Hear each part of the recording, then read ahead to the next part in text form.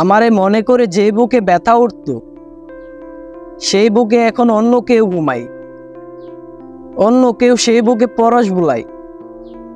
আমার প্রতি অভিমান জমে যে চোখে কাজল মুছে যেত, সেই চোখ এখন অন্য কারোর জন্য গাঢ় করে কাজল পরে।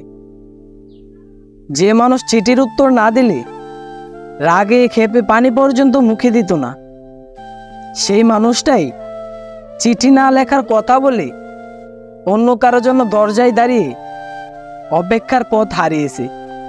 আমারে 7 দিন না দেখে যে মানুষটা লবণ লাগানো ঝুঁকের মতো ছটফট করত, সেই মানুষ আজ 7 বছর অন্য কারোর জন্য সাজুগুজু করে।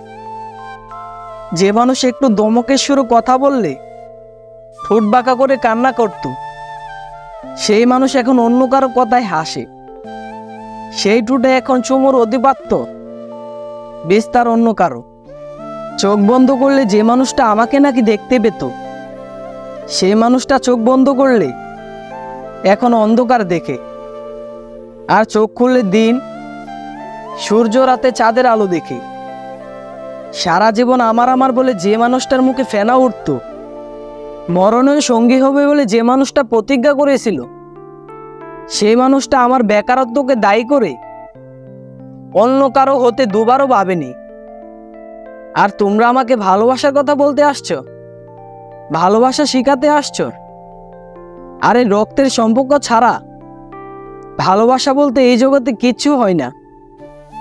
যা আছে সব স্বার্থের কাঙাল, স্বার্থের সওদাগর। জ্যেষ্ঠী মোটিভেশনের পক্ষ থেকে আমি তোমার কাছের বন্ধু হৃদয়। বন্ধু, আবারও চলে আসলাম নতুন একটি ভিডিও নিয়ে।